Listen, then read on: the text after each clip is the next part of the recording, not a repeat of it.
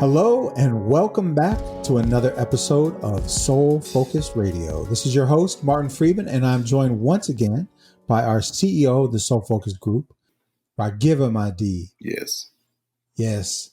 Welcome, Ragiva Mahdi. I'm so excited once again to be here with you having this podcast.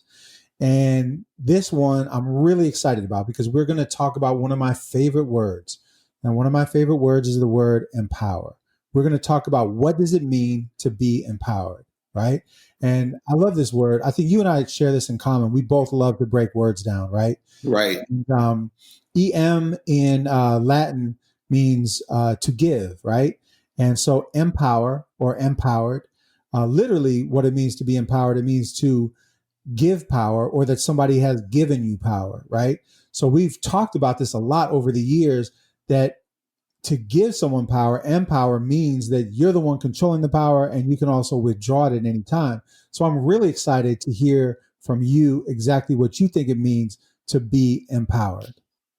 Well, I'm excited, first of all, about this subject matter. Yes, sir. Because we look out into the world, what we see so many people who are disempowered. Dis being the prefix meaning moving away from, being separated from. So you have disempowered, being separated from your power.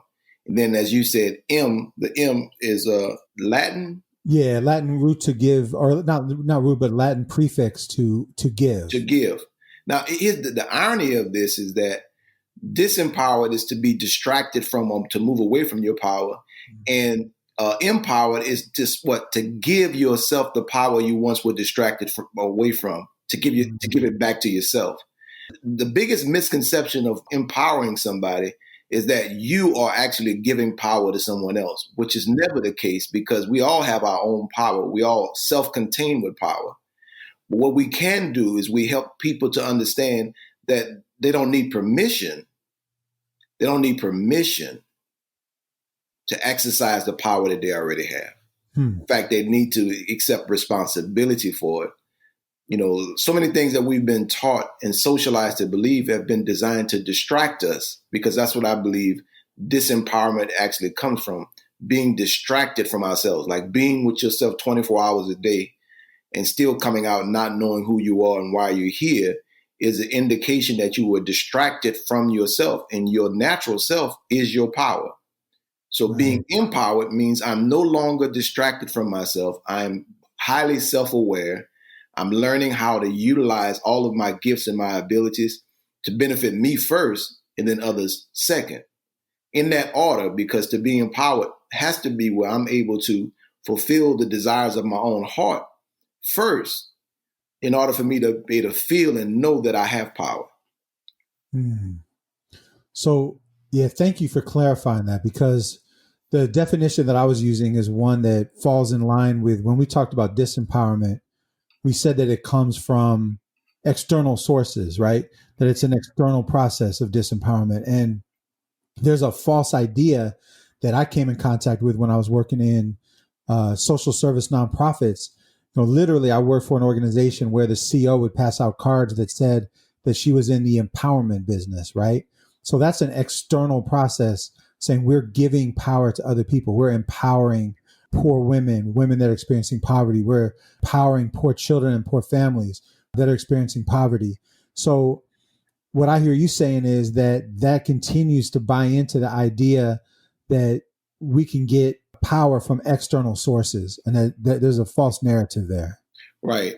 There's a difference between authority and power. We have collective authority, which we give to like politicians and people in leadership positions, where we say to them, we vote for them, and we give them the authority to act on our behalf.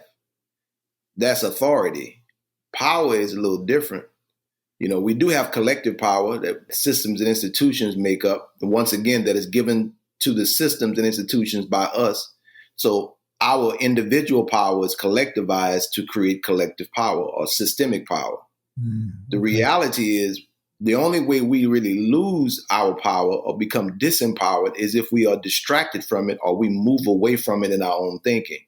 In other words, we see ourselves as not good enough. We see ourselves as not being worthy. That is the beginning of us moving away from our power, because our power is in our natural expression. When you abandon your natural expression, as I said on the last podcast, you move away from your edge. You move away from your secret weapon, because we are each designed and created to be unique, one-of-a-kind beings. In being one of a kind, our edge is in trusting the natural expression that comes with, that makes up that one-of-a-kindness. When we start second guessing our natural expression, or we take our eyes off of our natural expression to focus on someone else's, we become disempowered, because I can't drive you. I can't drive my life like you drive yours. Neither can you drive your life the way I drive mine.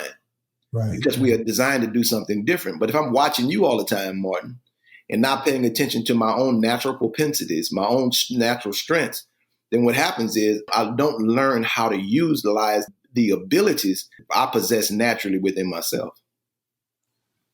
I got you. So what we're saying then is that nobody can disempower you but you.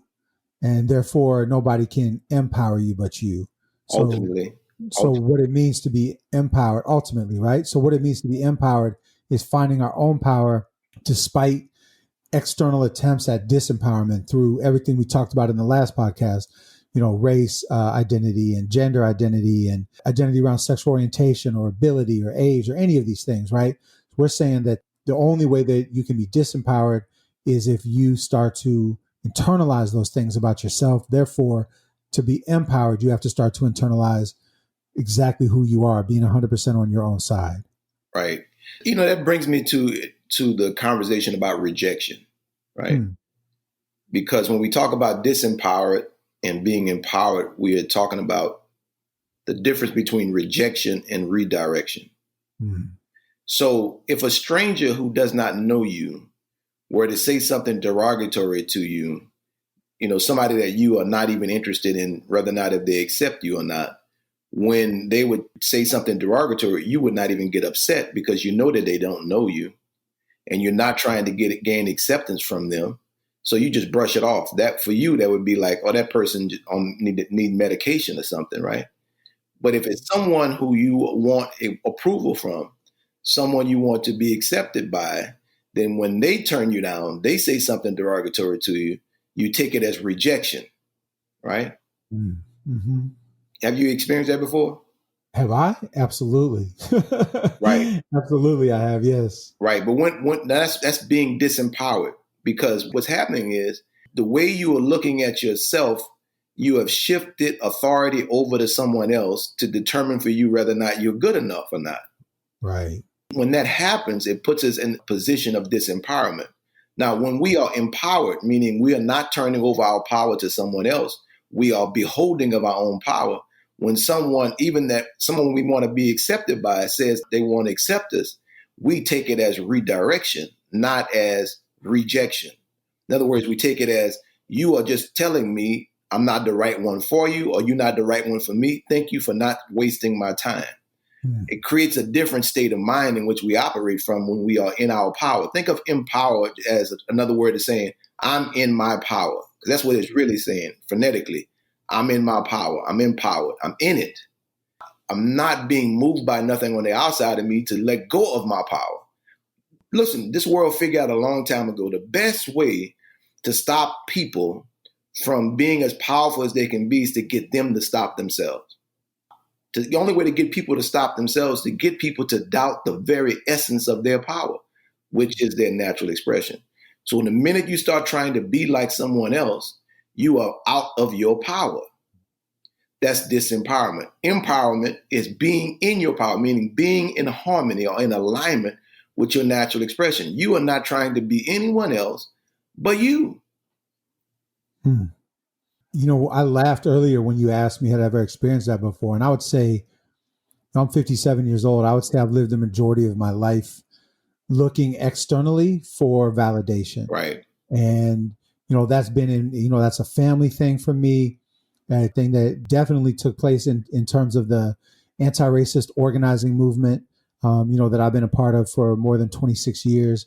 And, just always looking for that external validation. And, we talked about this in the last podcast, but this concept of self-doubt, I think was always the thing that ultimately kept me from feeling empowered, self-empowered in my own power. That's the thing that always kept me there, is I would doubt my ability to evaluate myself accurately. And I always looked to somebody externally to evaluate me.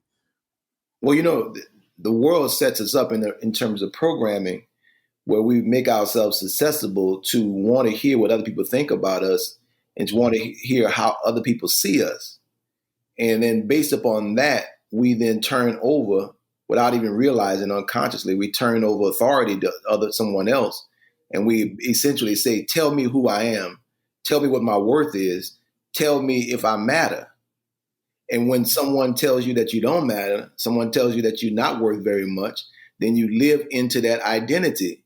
But we open ourselves up to it because of the socialization that we receive as children. Now, to be empowered means we have to take back the authority we unconsciously gave. See, like from the age of 0 to 7, we're in that theta phase of brain frequency, where we are in a hyper state of learning, because the world is already in motion. We're born into this world. The world doesn't stop to let us catch up, so we have to learn at a rapid rate of speed. And that during that time, we are not conscious at all. So there's so many programs, so many decisions, so many narratives, so many ways of looking at things that are being downloaded into our subconscious mind without us being conscious of, meaning we're not consciously choosing these things. And so what happens is, by the time we wake up into consciousness around 6 or 7 years old, our base program for our life has already been set. And in that base program, you will find this constant narrative: you are not worthy. You are not good enough. You need to do something to become good enough. That is like the baseline of our programming in this world. Now, the thing is, the journey to becoming the butterfly, because that's when we start becoming the caterpillar. We start becoming the caterpillar when we wake up to the fact that we believe that we're not good enough. We believe we're not pretty enough. We believe we're not smart enough. And then during that time, we are actually fighting against ourselves. We are going into a state of disempowerment. The caterpillar is that state of disempowerment where we are crawling.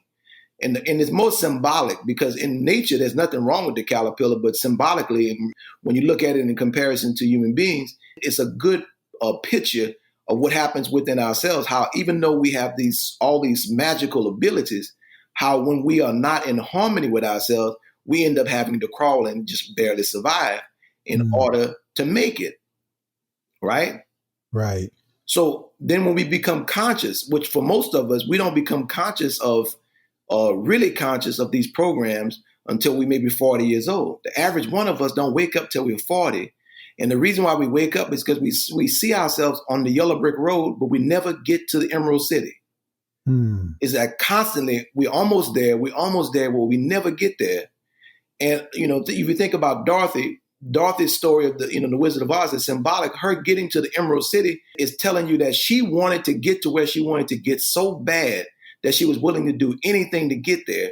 And so she woke up to the ultimate truth. And what was the ultimate truth for Dorothy? That the wizard was full of shit. The wizard was not real. So all of us in our brain have to come into contact with the reality that the wizard is not real. In other words, the world that has been defining who you are is not real. In other words, it is a social construction. All the things you think you are, identity-wise, are not who you are. They are what you are. And what you are should never be more powerful than who you are.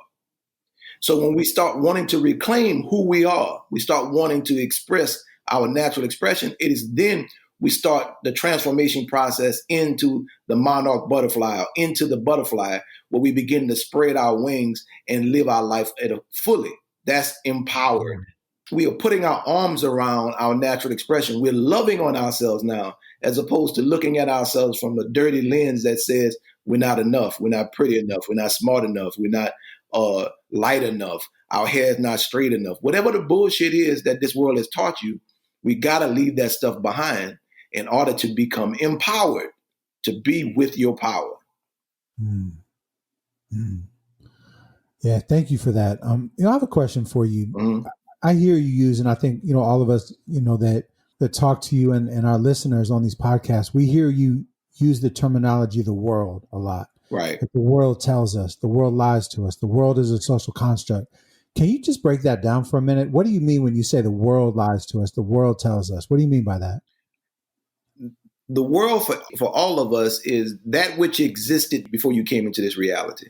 Mm-hmm. So all the agreements, the laws, the ways of doing things, all the things that were in existence when you were born is the world.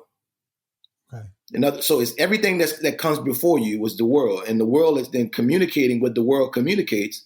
And it just so happens that we came into the world, and the world was still lying to us, still telling us we were fucked up. So now what becomes our job? We take on the job of transforming the world. Why? Because we feel within ourselves that we're not being all of who we are.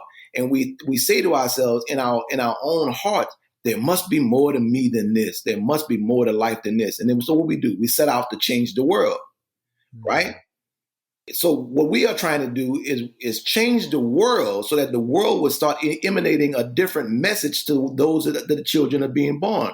So when the children are born and come into this, whatever came before them, the message is different. The message is now be yourself, accept your own, be yourself, embrace who you are, love your natural expression, flap your wings and fly from the very beginning, skip the caterpillar phase and go straight into living as a butterfly, because we are changing the way the message the world is going to be giving to them. When we came in, the message wasn't that. And the reason why it's changing is because we're changing it. We're determining that we want the world to say something different than it said to us. And the world told us what it was telling us because people benefited off of that. A small group of people benefit off of the vast majority of people feeling like we are disempowered, feeling like we have no power, correct? Yes. Basically feeling like we're shit, like we can never not be caterpillars, like our race isn't good enough, our gender isn't good enough, our religion isn't good enough, nothing is good enough. That's being told to us. The world that was created before we came here tells us those things because it's beneficial to a small group of people, correct? Well, it's beneficial to them to the degree in which they understand. But in reality, it's not beneficial. But if you are limited in your understanding, if your wisdom is not ancient, then you would take this route in order to remain in control of the world. But if your wisdom was ancient, you would know that the best route is for everybody to be empowered, because in an empowered world, you have a healthy world. You have a world where people are not suffering. You have a world where you can sleep at night. You have a world where people are healthy. You have a world where people are happy and people are growing, and we are experiencing the totality of what life can offer. The people who decided to go this route, the oppression route, had to keep oppressing in order to stay in power, to stay in their brand of power. But we knew that that power would come to an end because it's not natural. It is not natural. If it was natural, then we'd be happy in this state. But none of us are happy in this state of not being with our own natural self, right? So one of the things that we want more than anything else in the world is so natural. We want ourselves. We want all of ourselves. We come into this world to experience all of who we are in the amount of time that we have to experience it, which requires us to do what? To be in harmony with our natural expression, period. And that's what it means to be empowered. That's what it means to be empowered. I'm empowered means I'm one with my natural expression. I am no longer altering myself for anyone. So I don't care what you acquire, whether it be a car, a house, a business. If you are altering your natural expression to get it, you are not going to be happy, because it's not the material thing that makes you happy. It is the exercising of your natural expression to achieve the goal that makes you happy. That's where happiness comes from. The fact that you applied your natural expression to produce whatever you produced or to achieve whatever you achieved. So if you leave it out, all you're doing is creating unhappiness for yourself, depression, frustration, regret. All that comes with it, because what you're regretting, what you're frustrated about, is that you keep altering yourself for the world. We are powerful. We are more powerful than the world. Right. But like we talked about on the last podcast, what it means to be disempowered is to not believe that, to not know it and not believe it. And what it means to be empowered then is to believe that we are more powerful than the world. And what I'm coming to understand from working with you and just reaching a higher level of understanding around this is that, we need to create, when you talk about giving different messages to our children, what we're saying is literally creating a new world, and that we have the power to be the ones that create that world. When I said benefit before, the small group that benefits, it's a material benefit, right? Right. And then they've fooled us to believing that being empowered is to have, a power over, which gets us material benefits. And what I hear you saying, and what I'm 100% in line with, is that we are saying that we need to create a world where everybody feels in their own power, connected to their own power, in harmony with themselves. And that's when we start to see long-term transformational change. Definitely. See, because what we must understand is that human beings need power, need to feel their power to be fully human. When a human being becomes disconnected, disempowered, disconnected from their natural expression, we morph into something more beast-like. We start acting more like an animal than we do a being in human form. Because we have to be in contact with our natural expression, because our natural expression is how our soul communicates to us in real time. So when we are disconnected from that, when we have cognitive dissonance, when we are thinking one thing but feeling something else, and we're constantly in that tug of war within ourselves, it causes us to morph into something that is not beautiful. Every human being has the potential to be a beautiful expression of life. But we live in a world, because all the world is, like I said, the social construct that existed before we came in. So when we came into this world, there was a social construction, right? There was definitions, there were narratives, there were rules, there were laws, and all that shit is socially constructed. But the way they were designed to, like I said before, oppress, hold people down. So our job has been to reconstruct the world such that no one has to hide, no one has to morph themselves, no one has to be in the closet. We could all be out in the open and enjoy life. But some people's minds haven't been that big enough to see a world where everybody can have what they desire. Everybody. My teacher told me this a long time ago when I was going through my training process. And he says, the root problem in the world, the socially constructed agreements that existed before we were born, is that we have socially constructed a rule that says that everybody doesn't deserve to have it good. And you'd be hard pressed to find anybody. I mean, you go talk to the most righteous of the righteous, supposedly, and you ask them, who on earth doesn't deserve to have it good? And I promise you, they will point out a group that they believe doesn't deserve to have it good.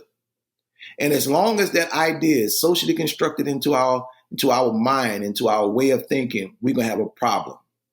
Because you got to believe and know that everybody deserves to have it good. Because if everybody has it good, then everybody has it good. And if everybody has it good, we all can live good. We have to purge out of our mind this idea that there are some people that deserve to have it better than others. Right. And everybody means you too, right? Because we have this deficit mentality, definitely thinking about racism.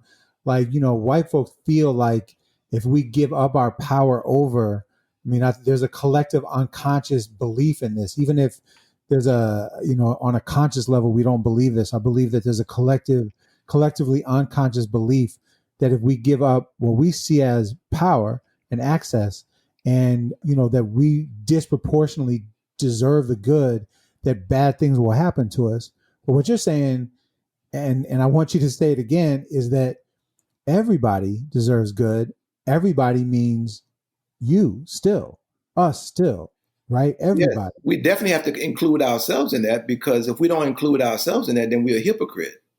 Right. Right. So, but the reality is everybody deserves to have it good, just like God is the perfect good for us all. And so when we say God, we are saying that everybody deserves to have it good. But the way we've constructed it in our minds, socially constructed, made up.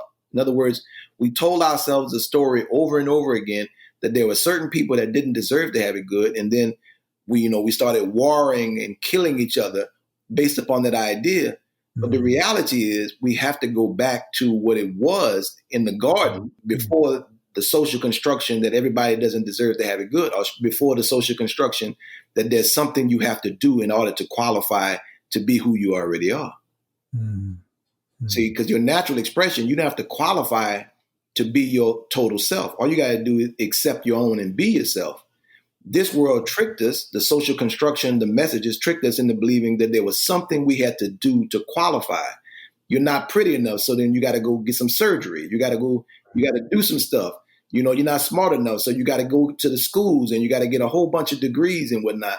And it reminds me of in the story of the Wizard of Oz when they found out the wizard was a fake, and the scarecrow kept saying, "No, I'm not going to get a brain." Mm. And the person who was pretending to be the wizard, who wasn't, laughed and he said, "Silly scarecrow, you had a brain the entire time. You just needed a diploma to prove it." Mm. So many of us, that's what we after. I know some people I've worked with, brothers and sisters who got degrees hanging on their wall, they ain't no room on the wall to put them no more. And they still haven't convinced themselves that they're smart. Mm. They still think that there's something else, another certificate, another degree that they need to get in order to prove to the world that they're intelligent. Meanwhile, they have never learned how to utilize their own creative genius to benefit themselves. They've helped other people make money. They help other people organize their life, organize their business, but their knowledge does not benefit them. That is disempowered. Being in your power starts first with you being able to create the life that you want for yourself while you live. Mm. Wow. So, I mean, there's so much there, right? There's so much there. And I really appreciate everything that you said. And what I really want our listeners to feel is that everything that we need, we already have. And Yeah.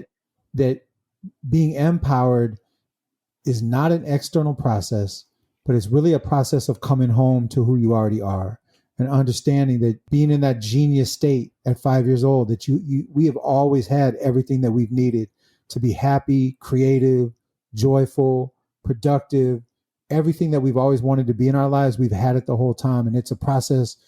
What it means to be empowered means returning home to who we really are, not following a yellow brick road to an imaginary land where, you know, we think we need something outside of us to validate us. Right. I think of life as a marketplace. And think of every person that comes into this world having their own product to bring to the marketplace. Mm.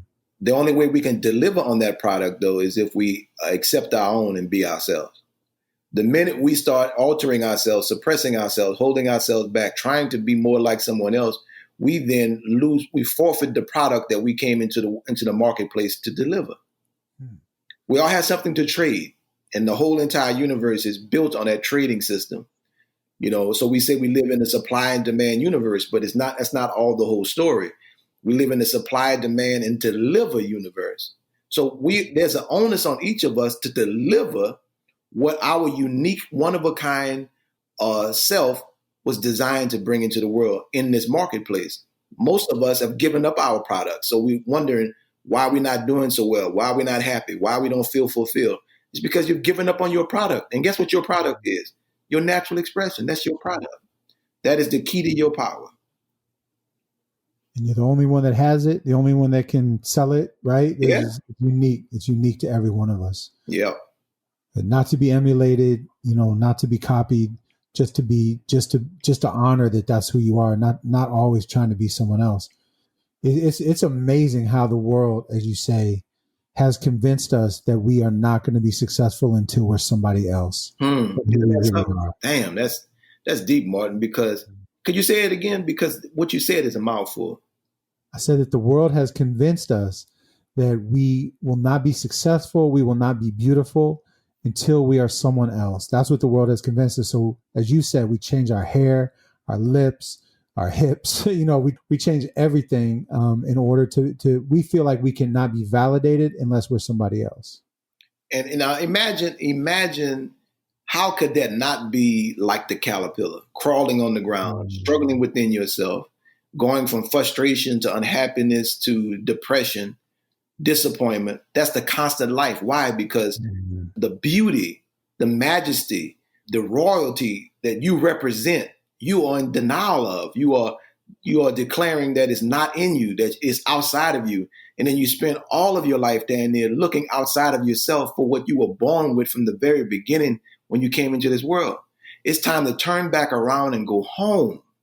Go home back to you, back to the natural you, back to the you that's so beautiful that when you finally see yourself, all you're going to do is break down in tears of joy because you're going to finally see for the first time in your life the design that God had in mind when he looked into your eyes. And I heard Reverend Ike say this one time, and it blew my mind, and it may go over your head.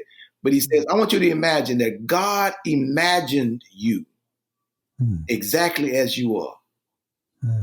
And then we come into this world, get caught up in the socialization, and then we start trying to change what God imagined us being into something that a man or another woman imagined us being. So what essentially we do is make somebody else God over us. And we become an object rather than a living being, a living God in human form, or goddess in human form. Objectified. All of us have been objectified. We've all been objectified. We've all become a thing. And right now, what we are talking about is the road of coming out of being a thing to being a being once again, to getting back into being a being.